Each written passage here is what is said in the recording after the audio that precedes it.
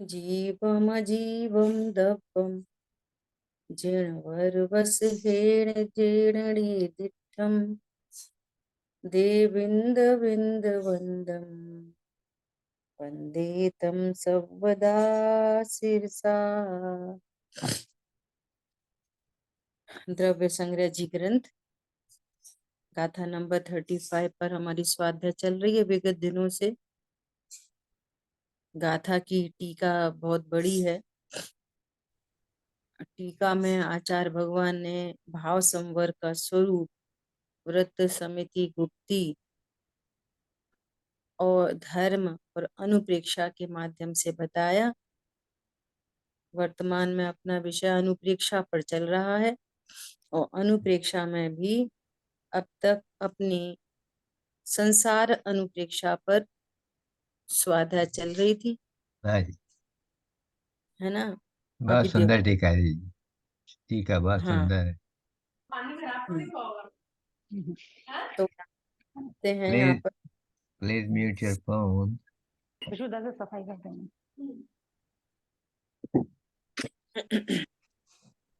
Paresh coat पहले से तो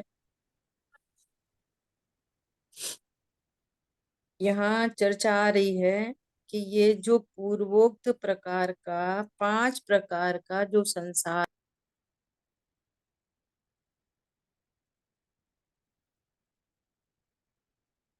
अर्थात जो पुद्गल परावर्तन है 5 प्रकार का, हाँ जी, तो इस 5 प्रकार के परावर्तन का अभाव कैसे होगा। तो कह रहे हैं इस पूरे 5 प्रकार के संसार का विनाशक भेद विज्ञान, इस पूरे संसार का विनाशक भगवान आत्मा, नित्य निरंजन परमात्मा, इसकी भावना से ये 5 प्रकार का संसार मिट जाता है। फिर क्या होता है, और तत्पश्चात जैसे परमात्मा की भावना करता है, परमात्मा की भावना मतलब मैं परमात्मा हूं ऐसा ज्ञान, विश्वास और आनंद। परमात्मा की भावना मतलब भावना में तीनों चीजें, मैं परमात्मा हूं ऐसा ज्ञान, विश्वास और आनंद। इस आनंद का ही नाम अनुप्रेक्षा है। ये आनंद भाव संवर तत्व है और अनुप्रेक्षा भाव संवर तत्व है। समझ आ रही बात। तो ऐसी भावना से क्या होता है कि वैसे ही परमात्मा को प्राप्त संसार से विलक्षण ऐसे मोक्ष में अनंत काल स्थित रहता है। अपने को मैं ध्रुव हूँ, त्रिकाली हूँ, परिपूर्ण हूँ, ऐसे ज्ञान पूर्वक क्या होता है, 5 प्रकार का संसार मिट जाता है। अब जब संसार मिट जाता है तो अल्प काल में मोक्ष को प्राप्त करता है। संसार मिटेगा तो क्या होगा, मोक्ष हो जाएगा ना। अब ये तो टेक्निकल वर्ड्स हो गए। संसार मिटेगा तो क्या होगा, संसार क्या चीज थी, संसार अज्ञान मोह राग द्वेष।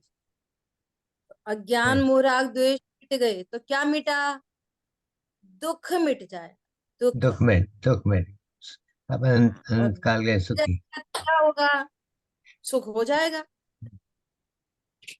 मोक्ष हो जाएगा मतलब सुखी हो जाएगा अनंत काल के लिए। तो क्या आनंद कह आ रहे गया। हैं, परमात्मा हूं ऐसी भावना से ये 5 प्रकार का संसार मिट जाता है। इस परमात्म स्वरूप में संसार को मिटाने की सामर्थ्य है। अरे संसार खड़ा ही इसलिए है कि निज परमात्मा को नहीं जानते, इसका ही नाम संसार है। ज्ञान से च्युत परिणमन का नाम ही संसार है।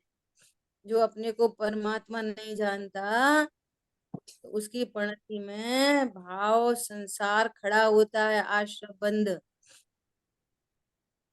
क्या बोला, दूर ओછું લાગે છે का प्लीज नाम दुख म्यूट। दूर ओછું લાગે है।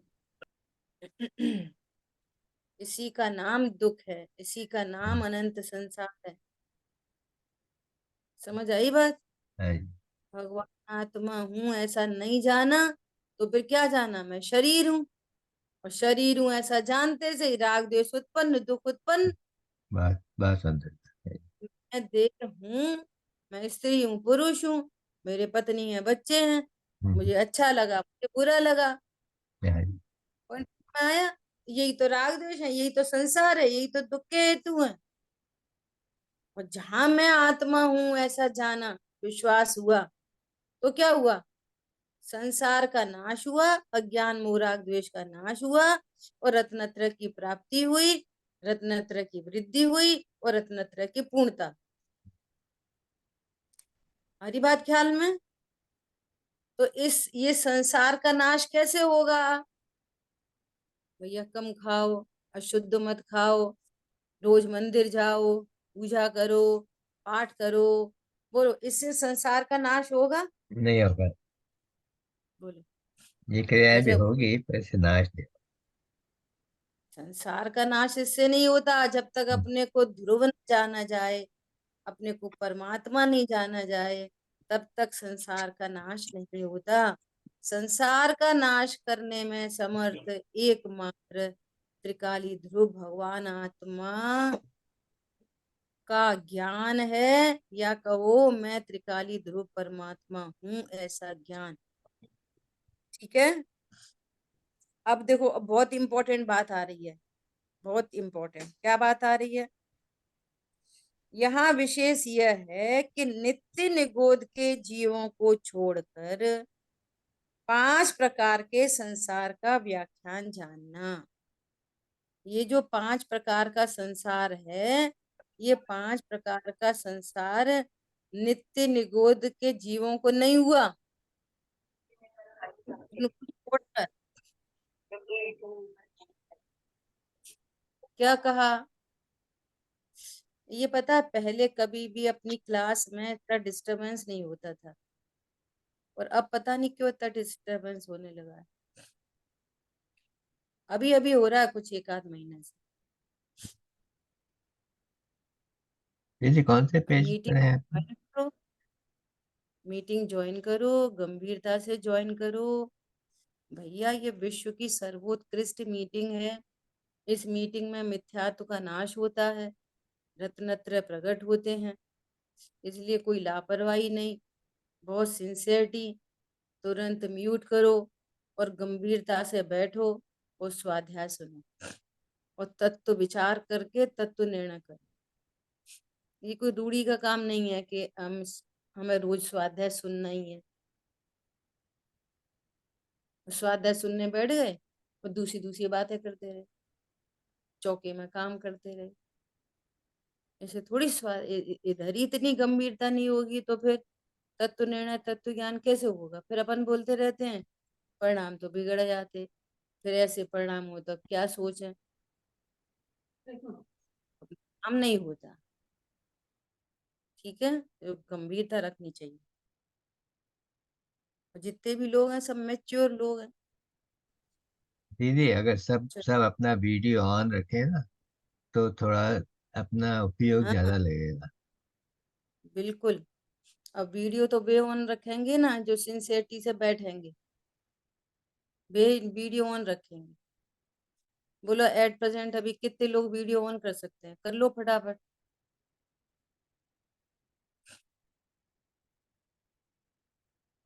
अब कोई कहीं होएगा, कोई कहीं होएगा, तो कैसे करेंगे वीडियो ऑन? समस्या ये है। ठीक है, सुनो आगे क्या कह रहे हैं। प्रश्न है ऐसा क्यों? ऐसा क्यों? उत्तर, क्योंकि नित्य निगोद के जीवों को तीनों काल में भी त्रसपना नहीं है। वे कभी त्रस में ही नहीं आए। नित्य निगोद की जीव राशि तो ये त्रस में ही नहीं आए, तो अनंत बार अनेक द्रव्यों को का संयोग हुआ, अनेक द्रव्यों को भोगा, तो ये कैसे अनेक द्रव्य उनके संयोग में ही नहीं आए? अनेक क्षेत्र में वे गए ही नहीं। तो नित्य निगोद में ही रहे। समझ आ रही बात? ऐसा। तो क्या कह रहे हैं, क्योंकि तीनों काल में भी त्रसपना नहीं है। कहा भी है, ऐसे अनंत जीव हैं कि जिन्होंने अब तक त्रस पर्याय प्राप्त नहीं की है। वे प्रचुर भाव कलंक होने से निगोद वास नहीं छोड़ते। इन्होंने निगोद वास नहीं छोड़ा कभी। अब देखो, एक सामान्य कथन होता है, एक विशेष कथन होता है। सामान्य कथन में तो ऐसे ही कहेंगे, इस जीव ने अनंत बार पंच परावर्तन किए, तो ये सामान्य विवक्षा है। लेकिन निगोद के जीवों ने, वे तो वहीं पड़े रहे। समझ आई बात? ऐसा। और देखो निगोद में अब भी वो अनंत बार गया, ये भी कहते हैं सामान्य। नित्य नित्य निगोद में तो वे जीव हैं जो निगोद से बाहर ही नहीं आए। हाँ जी। निगोद से बाहर आने के बाद किसी ने त्रस पर्याय धारण करी, तो फिर वापस वो निगोद में गया, वो हम्म, इतर निगोद है। हाँ, अनंत बार गया वो भी। है ना? तो हम्म, इतर निगोद में तो चला गया अनंत बार, हम्म, लेकिन नित्य निगोद वासी तो वो निगोद निकला से है, निकला ही। निकला ही नहीं कभी। क्या अंतर है नित्य निगोद इतर निगोद में?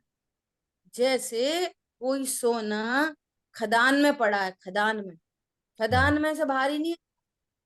आज अपन के सबके पास बहुत सारे ऑर्नामेंट्स हैं, तो क्या ऐसा है कि जितना भी सोना है वो सब खत्म हो गया?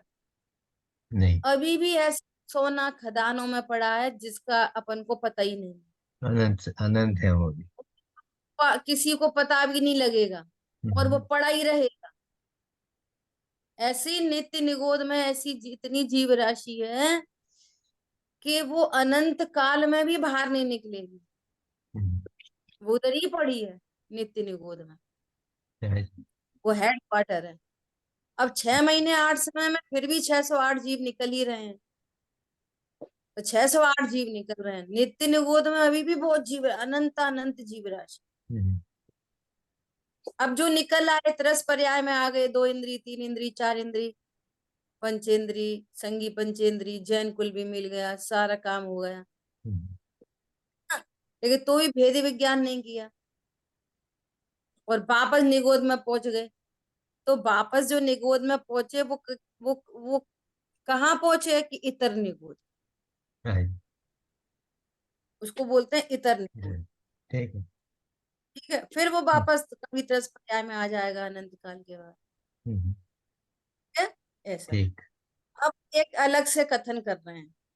अनुपम और अद्वितीय कथन यह है कि नित्य निगोधवासी अनादि मिथ्या दृष्टि जीव भी भरत चक्रवर्ती के 923 पुत्र कर्मों की निजरा करने से इंद्रगोप हुए, और उनके समूह पर भरत के हाथी ने पैर रखा, जिससे वे मरकर वर्धन कुमार आदि भरत के पुत्र हुए। वे किसी के साथ नहीं बोलते थे। क्या हुआ? हम्म, नित्य निगुण से निकले, और नित्य निगुण से निकलकर फिर क्या हुआ, 2 इंद्री 3 इंद्री ऐसे गिजाई की पर्याय में आए, और भरत चक्रवर्ती का हाथी जा रहे थे समर्षण की ओर, तो हम्म, उनके हाथी का पैर रख गया उनके ऊपर, 2 इंद्री के जीवों के ऊपर। तो वे के सारे 923 जीव मरकर, और भरत चक्रवर्ती के घर में पुत्र। वर्धन कुमार आदि 923 पुत्र उत्पन्न। समझ आई बात? हाँ जी, वे किसी के साथ बोलते नहीं थे। अतः भरत ने समोषण में भगवान से पूछा, तब भगवान ने उनका पूर्व वृतांत कहा। उसे सुनकर उन्होंने तब ग्रहण किया, और बहुत थोड़े समय में मोक्ष प्राप्त किया। यह कथा आचार आराधना के टिप्पण में है। इस प्रकार संसार अनुप्रेक्षा पूर्ण हुई। क्या बोला? समझ आई बात? हाँ जी, तो संसार का वर्णन तीन चार पांच प्रकार से किया गया। द्रव्य संसार, क्षेत्र संसार, काल संसार, भव संसार और भाव संसार। बात है। कह रहे हैं कि इस जीव ने भेद विज्ञान से रहित होकर अनंत अनंत ये परावर्तन किए। ये पंच परावर्तन इटसेल्फ, एक एक परावर्तन का काल अनंत है, और ऐसे पूरे पांच परावर्तन भी अनंत बार किए। हाँ जी। और ये स्पेशल केस है किसका? एक तो निगोद के जीवों का, और एक ये भरत चक्रवर्ती के 923 पुत्रों का। क्या कि ये तो दो इंद्रिय में उत्पन्न हुए निगोद से निकलकर, और इन्होंने कण कण को जी भर भर नहीं देखा। हाँ जी। ये तो सीधे सीधे भरत चक्रवर्ती के पुत्र हुए और मोक्ष को प्राप्त हो गए। समझ आई बात? ऐसा तो ये संसार अनुप्रेक्षा पूर्ण हुई। क्या मैसेज लेना, हमें क्या समझना चाहिए? हमको ये समझना चाहिए कि ये बात सत्य है कि परिणामों में अनेक प्रकार की विपरीतता है, अनेक प्रकार की विपरीतता परिणाम है ना। और अनेक प्रकार की विपरीतता होने पर भी यदि मैं परमात्मा हूं ऐसा निर्णय अनुभव किया जाए, तो इस जीव की सारी विपरीतताएं मिटती हैं और अल्पकाल में रत्नत्रय प्रकट करके मोक्ष की प्राप्ति करते। ये इस पूरे संसार अनुप्रेक्षा का ये भाव है। हमने भेद संसार ज्ञान से, अनुप्रेक्षा भेद क्या ज्ञान समझ से में नहीं आई? प्राप्त। ये समझ में आई कि भेद विज्ञान यदि नहीं हुआ तो फिर ये जीव अनंत बार जन्म मरण जन्म मरण जन्म मरण के दुखों को भोगता। और एक बार यदि भेद विज्ञान हुआ तो सर्व दुखों का नाश तत्क्षण होता, तत्क्षण, उसी समय, आगे पीछे नहीं। हरी बात ख्याल में? अब देखो आगे बहुत सुंदर अनुप्रेक्षा की चर्चा है, एकत्व अनुप्रेक्षा। थोड़ा समझने का विषय है, बार बार समझने का विषय है ना, तो इसमें बहुत ध्यान रखना है। क्या? अब एकत्व अनुप्रेक्षा कहते हैं वह इस प्रकार, किस प्रकार है? निश्चय रत्नत्रय ही जिसका एक लक्षण है। देखो, निश्चय रत्नत्रय ही जिसका एक लक्षण है, मतलब ये एकत्व अनुप्रेक्षा का लक्षण भी क्या है? निश्चय रत्नत्रय, अर्थात ये भी भाव संवर रूप है। एकत्व अनुप्रेक्षा क्या है? भाव संवर की चर्चा चल रही है ना, भाव संवर के भेद चल रहे हैं, भाव संवर का स्वरूप कह रहे हैं। तो अनुप्रेक्षा कौन सा तत्व है? कि भाव संवर। सारी अनुप्रेक्षाएं क्या है? भाव संवर, भाषा में अर्थात संवर होने में जो निमित्त बन रहे हैं। ऐसा एकत्व अनुप्रेक्षा का लक्षण क्या है? निश्चय रत्नत्रय ही जिसका एक लक्षण है। ऐसी एकत्व भावना रूप से परिणमित इस जीव को निश्चय न से सहजानंद सुखादि अनंत गुण के आधारभूत केवल ज्ञान ही एक सहज शरीर है। शरीर अर्थात क्या? स्वरूप। शरीर अर्थात स्वरूप, इसका क्या अर्थ है? लाइन थोड़ी टिपिकल सी लग रही है, सरल अर्थ में क्या है कि एकत्व अनुप्रेक्षा मतलब, अभी अपन डिटेल से चर्चा करेंगे कि जिसका शरीर अर्थात मैं आत्मा हूं और मेरा शरीर कैसा है? केवल ज्ञान ही एक सहज शरीर है। या केवल ज्ञान मतलब वो केवली परमात्मा वाला केवल ज्ञान नहीं, ओनली ज्ञान। मेरा शरीर कैसा है? ज्ञान। ज्ञानमयी काया। मेरी काया कैसी है? ज्ञान। ज्ञानमयी। अब काया, मेरा भी कोई शरीर होता है क्या? शरीर मतलब स्वरूप। मेरा स्वरूप ज्ञानमयी है, मैं ज्ञान मेड हूं, ये अर्थ है। पॉइंट समझ में आ रहा है? बहुत सुंदर। कैसा हूं मैं? ज्ञान का बंधन। सहजानंद आदि अनंत गुण के आधारभूत ओनली ज्ञान ही एक सहज शरीर है। सहज शरीर है मतलब स्वरूप है।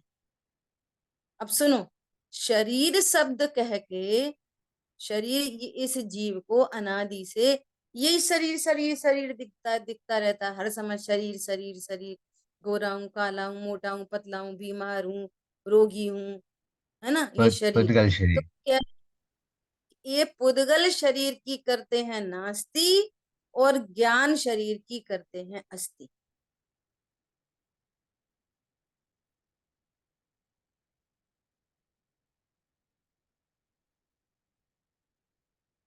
देखो अब वीडियो भी ऑन किया है ना, कुछ समझिए आपने। तो अब मोबाइल को एकदम स्थिर रखो, जैसे सबके एक बार रख गए ना मोबाइल एक एक जगह पे, एक जगह पे रखा रहना, इसको बार बार हिलाओ नहीं। फिर वो भी वीडियो ऑन करने से ये दूसरा डिस्टरबेंस होता है। एक जगह रखा रहने दो बस, है ना। और बार बार कभी कुछ तो ऐसा नहीं करना। सबके रखे हुए ना ऐसे रखा रहने दो एक जगह, ठीक है, हिलाना डुलाना नहीं। तो क्या कह रहे हैं कि केवल ज्ञान ही सहज शरीर है, सात धातु में औदारिक शरीर नहीं। मैं कौन हूं? मैं आत्मा हूं। आत्मा का शरीर कौन सा है? ज्ञान। कौन सा शरीर है? सहजानंद सुखादि अनंत गुण संपन्न, कैसा? ज्ञान शरीरी। शरीर मतलब आत्मा का भी कोई शरीर होता है? शरीर मतलब स्वरूप। शरीर मतलब स्वरूप। मेरा स्वरूप कैसा है? ज्ञान है। ज्ञान स्वरूपी हूं मैं ज्ञान स्वरूपी हूं। इसका अर्थ है कि ये सात धातु में औदारिक शरीर नहीं। हम्म, ठीक है। अब बात है। देखो, आगे और चर्चा आगे बढ़ाने से पहले पहले अपन एकत्व का स्वरूप समझते हैं। एकत्व भावना है ना, एकत्व अनुप्रेक्षा, एकत्व भावना, इसका क्या अर्थ है? एकत्व का क्या अर्थ है कि विश्व की प्रत्येक वस्तु पुद्गल, जीव, पुद्गल, धर्म, अधर्म, आकाश, काल, विश्व की प्रत्येक वस्तु अपने ही एकत्व में रहती है, अपने ही एकत्व में सुंदरता को पाती है। विश्व में ऐसी कोई वस्तु है नहीं जो अपने एकत्व को छोड़कर पर में चली जाती हो। क्या बोला? विश्व की प्रत्येक वस्तु अपने द्रव्य गुण पर्याय की सीमा के अंदर ही रहती है। इसका नाम है एकत्व, इसका हाँ। नाम है सौंदर्य। कोई वस्तु अपने एकत्व को कभी भी छोड़ती नहीं। निज भाव को छोड़े नहीं, किंचित किंचित ग्रहे पर भावना। पर भाव को कभी कोई वस्तु ग्रहण करती नहीं है और निज भाव को कभी कोई वस्तु छोड़ती नहीं है। इक्वल टू एकत्व। विश्व के सब सारे द्रव्य अपने अपने एकत्व में रहने से सुंदर हैं, सुंदरता को पाते हैं। समय सार जी की गाथा नंबर 3। समझ आ गई बात? तो फिर एकत्व क्यों कह रहे हैं? एकत्व अनुप्रेक्षा, एकत्व अनुप्रेक्षा इसलिए कह आप रहे वीडियो में हैं, आ रहे हो तो हट सकते हो। स्वरूप है, ये वस्तु का सौंदर्य है।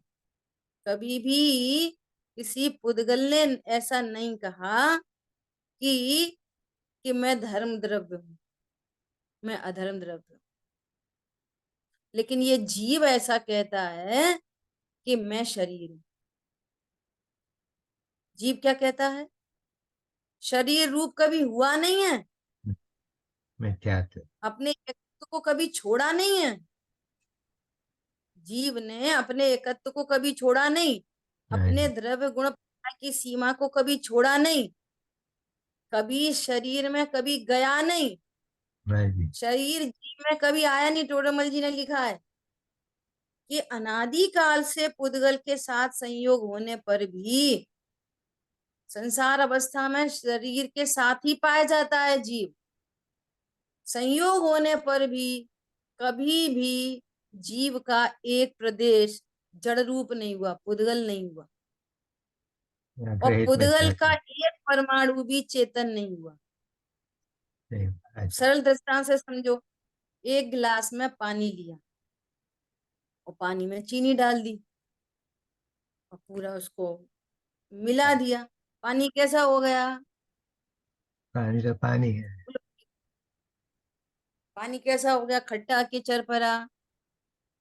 पानी पानी रहा। पानी तो पानी ही रहता है। हम्म, क्यों? पानी एक क्षेत्रावगाह संबंध हो जाने पर भी पानी अपने एकत्व को नहीं छोड़ता और चीनी अपने एकत्व को नहीं छोड़ती। हाँ जी। और छोड़ो जब की बात, उन दोनों को पानी में चीनी मिलाकर उनको गैस पर रख दो और हाई बॉइलिंग करो, खौलने लग जाए दोनों। ऐसी कंडीशन में भी चीनी का एक पर्याय, चीनी की एक पर्याय पानी की पर्याय में नहीं जाती और पानी की पर्याय चीनी की पर्याय, दोनों के बीच में वज्र की दीवार बनी ही रहती है। देखो विश्व का सौंदर्य। नहीं तो चीनी पानी बन जाए, पानी चीनी बन जाए। इतनी हाई बॉइलिंग की। कैसे कैसे? ऐसे ऐसे कि यदि वो पानी इवोपरेट हो रहा है उसको कंडेंस कर लें और पानी को टेस्ट करें तो इतनी देर तक साथ रहने पर भी उस पानी में इतनी सी भी मिठास नहीं है। नहीं है। बोलो, एक क्षेत्रावगाह संबंध होने पर, हाई बॉइलिंग होने पर भी पानी ने चीनी को नहीं छुआ, चीनी ने पानी को नहीं छुआ। गुरुदेव श्री कहते अड़तो न थी, स्पर्श ही नहीं किया। पानी ने चीनी को स्पर्श ही नहीं किया, इसलिए वो कैसी है? टेस्टलेस है। पानी कैसा है? टेस्टलेस। कैसा है पानी? टेस्टलेस। एक कौन यदि वो पानी चीनी को छू लेता तो कुछ मिठास आ जाती, लेकिन पानी तो मीठा ही नहीं हुआ। इसका क्या अर्थ है? पानी अपने एकत्व में है, चीनी अपने एकत्व में। देखो एक और दृष्टांत है, अभी लेटेस्ट दृष्टांत। क्या दृष्टांत है? कि जो गाय भैंस के थन से जो दूध आता है जिसको अपन प्योर दूध कहते हैं, वो प्योर दूध भी कैसा होता है? दूध पानी और और पानी के कंटेंट से युक्त होता है। हाँ उसमें जी। पानी का कंटेंट भी है और दूध का कंटेंट भी। जो जिसको अपन प्योर कहते हैं, प्योर कहने की जो एक भाषा शैली है, ये दूध कैसा है? कि शुद्ध है, प्योर है। तो उसमें अकेला दूध मटेरियल है कि नहीं? पानी भी है। और भी बहुत मटेरियल है दीदी। हैं? कैल्शियम है, ये है वो है, बहुत सारा दूध में भी बहुत दूध के मटेरियल कंटेंट, है। हाँ दूध के कंटेंट है ना? अब सुनना, अपन ने दूध को बॉईल कर लिया और दूध को ठंडा कर लिया, तो दूध को ठंडा करने के पास बाद उसमें फैट कंटेंट आ जाते हैं, है हाँ ना? जी। उसमें एक लेयर बन जाती है, इसको अपन मलाई कहते हैं। मलाई जम गई उसके ऊपर। हाँ जी। अभी सुनना, इतनी मोटी मलाई पड़ी है और उसमें नींबू निचोड़ दिया गया, तो गर्म होने पर नींबू निचोड़ा गया ना, हट तो वो गया। पानी पानी अलग हो जाएगा। हाँ जी। अगर अपन ऐसे अकेली मलाई को गर्म करें तो वो लिक्विड हो जाएगी, है ना? हम्म, और उसमें से घी निकल आएगा। घी लेकिन आएगा। देखो कितनी कितनी गजब की बात है कि जब अपन उस दूध को नींबू के साथ फाड़ देंगे तो जो पनीर बन जाएगा ना, तो पानी पानी अलग और दूध का पनीर अलग। तो वो पानी में कभी भी देखना वो मेल्ट होके घी नहीं चला जाएगा, कभी भी उस पानी में आपको घी का कंटेंट नहीं मिलेगा। हाँ जी। समझ आ रही बात? पनीर में भी घी नहीं, उसमें आप पानी में पनीर भी घी नहीं। बनाओगे तो दूध के सारे कंटेंट वो पनीर में रह जाएंगे, हम्म, दूध का कोई कंटेंट पानी में नहीं जाएगा। हाँ जी। पनीर बनता है ना जब, हम्म, ऐसे अपन मक्खन को मलाई को मेल्ट करें तो घी वो में, लिक्विड हो जाएगा, घी लेकिन बन वो जाएगी। लिक्विड पानी में नहीं जाएगा, वो दूध के कंटेंट में रह जाएगा, क्योंकि वो दूध की पर्याय है, और दूध हम्म, की पर्याय दूध को छोड़कर पानी में नहीं जाती। समझ में आ रही है मैं क्या दृष्टांत दे रही बात हूँ? सुंदर जी, बात। आ रही बात ख्याल में? हाँ जी। ऐसा तो यहाँ पर ये कहना है कि जिस द्रव्य की जो पर्याय उत्पन्न होती है वो द्रव्य अपने गुण पर्यायों में रहता है, दूसरे के गुण पर्यायों में कभी जाता नहीं। ऐसा विश्व का ऑलरेडी सौंदर्य है। हाँ जी। नहीं तो वस्तुओं की सत्ता का नाश हो जाए, एक द्रव्य दूसरे द्रव्य की पर्याय में चला जाए तो उसको फिर वही द्रव्य बनना पड़ेगा, और धीरे धीरे द्रव्यों का नाश होएगा, तो फिर विश्व के नाश का प्रसंग बन जाए। और ऐसा कभी हुआ नहीं। अब ये वाली बात ज्ञान को पता नहीं, ये वाली बात ज्ञान को पता नहीं है, तो पता नहीं होने से ज्ञान एकांत रूप से ये कहता है कि मैं तो शरीर हूं, मोटा हूं, पतला हूं, गोरा हूं, काला हूं। क्या कहा? मैं कैसा हूं? अब शरीर ये रूप कहता हूँ। जरूर है, ये ऐसा जानता जरूर है, मानता जरूर है, हम्म, परंतु पर से न हुआ एकत्व कभी। पर से कभी एकत्व होता नहीं है, बस जान रहा है उल्टा, हाँ जी। वो एक अलग बात है। लेकिन क्या देह से कभी एकत्व हो जाता है? हो सकता है किसी ना। का देह के साथ एकत्व हुआ है क्या? बोलो, पूजा की लाइन में पढ़ते हैं, जग में जिसको निज कहता मैं, वह छोड़ मुझे चल चल देता देता। है। तो भाई तू क्यों कहता है पर को निज? जग में जिसको निज कहता मैं, तो हरी। पर को निज क्यों कहता है फालतू में? मैं आकुल व्याकुल हो लेता, इसलिए दुखी रहता है। दुखी रहता है तो व्याकुल का फल अगेन व्याकुलता है, कर्म का बंधन होगा, फिर पौधे में आएंगे। फिर तू पर को अपना ही कहता है, फिर बोलेगा ये पर चला गया, ये पर आ गया, अब मेरे ये नाश हो गया, मेरा धन का नाश हो गया, पत्नी बच्चों का नाश हो गया, वे मर गए, वे जिंदा हो गए, वो आ गए, इनका जन्म हुआ इनको। तो ये पर को ही निज कहता रहता है, और आकुल व्याकुल बना रहता है, और आगामी काल में फिर से व्याकुल होता है। पॉइंट पकड़ श्रृंखला, में आ रहा है? श्रृंखला और चलती एकत्व रहती है। भावना क्या है? एकत्व भावना ये है कि अब मैंने आगम से अपने एकत्व को जाना, कि किन्हीं पर द्रव्यों के साथ भले ही एक क्षेत्र का संबंध क्यों ना हो, लेकिन जीव कभी भी अपने द्रव्य गुण पर्याय को छोड़ता नहीं, और पर द्रव्य गुण पर्याय जीव में प्रवेश करते हैं। मैंने अपने एकत्व को कभी छोड़ा ही नहीं। क्या बोला? और मैं पर में कभी गया नहीं। अपन अपन पूजन में खूब पढ़ते हैं, मोहांध महा अज्ञानी मैं निज को पर का करता जाना। क्यों जाना भाई? निज को पर का करता क्यों जाना? ये सही बात अज्ञानता थी है। कि गलत बात थी? अज्ञानता क्या गलत है। मैं कर का करता हो सकता हूँ क्या? पर कभी का नहीं। कुछ कर सकता हूँ क्या? कभी नहीं कर सकता। तो ये मोहांध, मोह से अंधा अज्ञानी प्राणी है, वो निज को करता जानता है, और पर को निज का करता जानता है। अभी अपने को इस एकत्व भावना में बहुत डिटेल्ड चर्चा करनी है, जिससे अपने एकत्व का पता चले, मेरा एकत्व क्या है। समझ आई बात?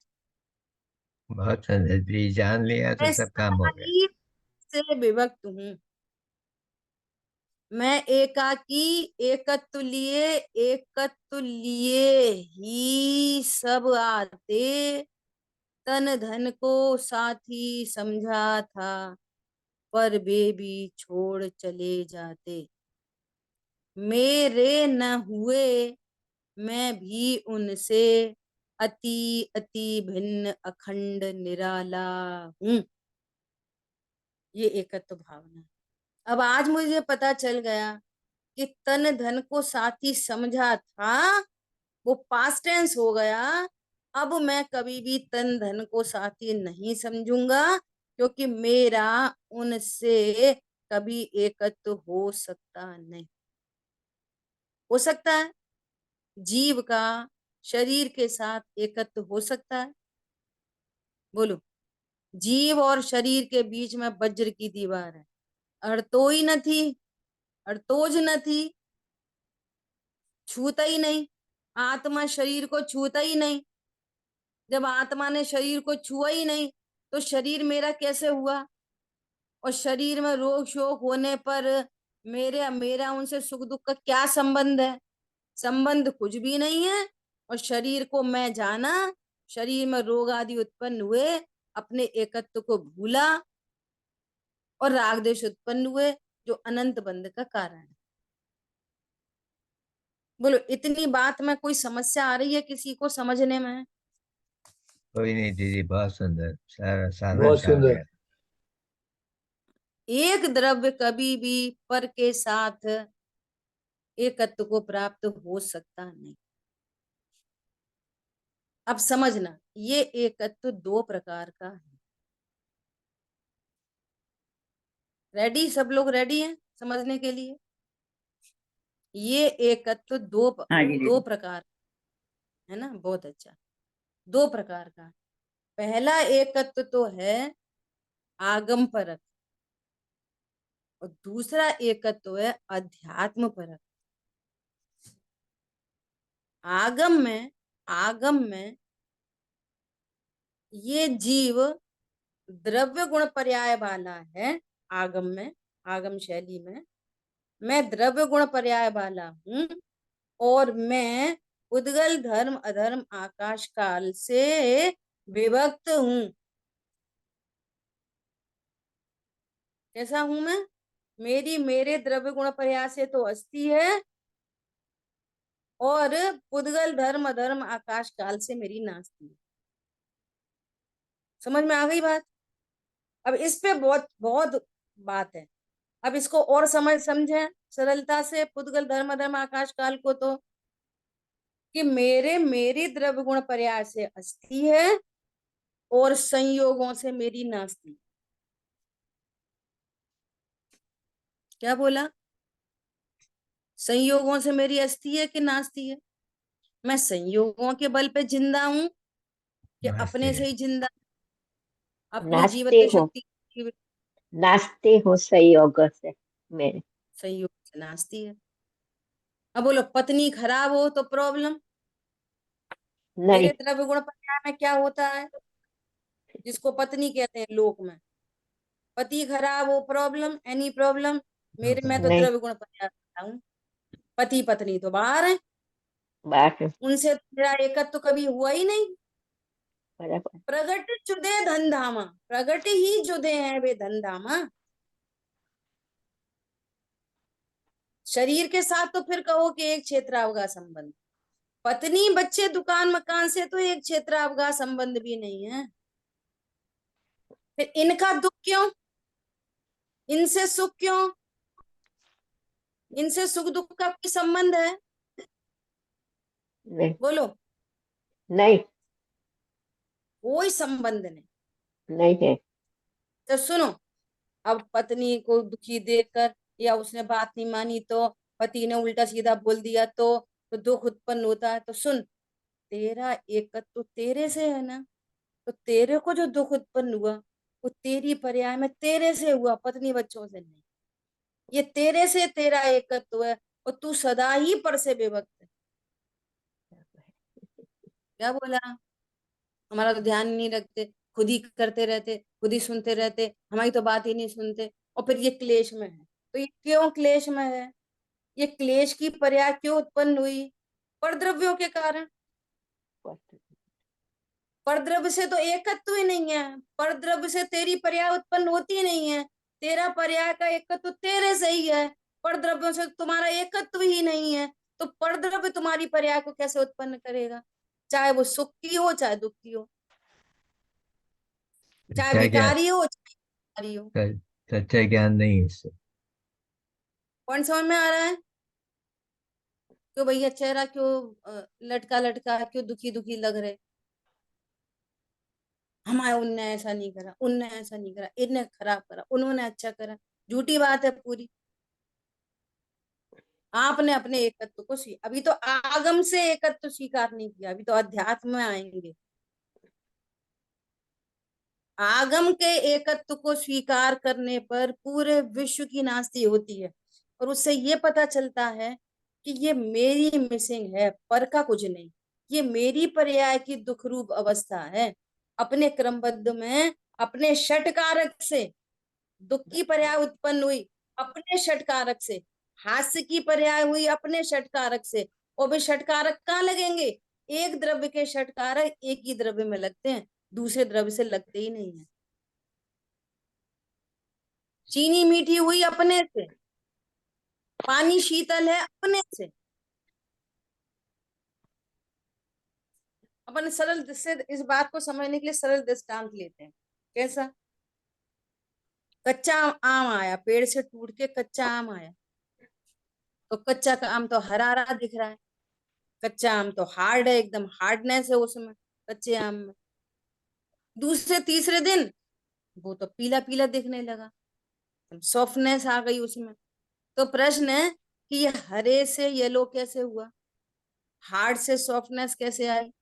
खट्टे से मीठा कैसे हुआ? क्योंकि बगल में केला रखा था इसलिए।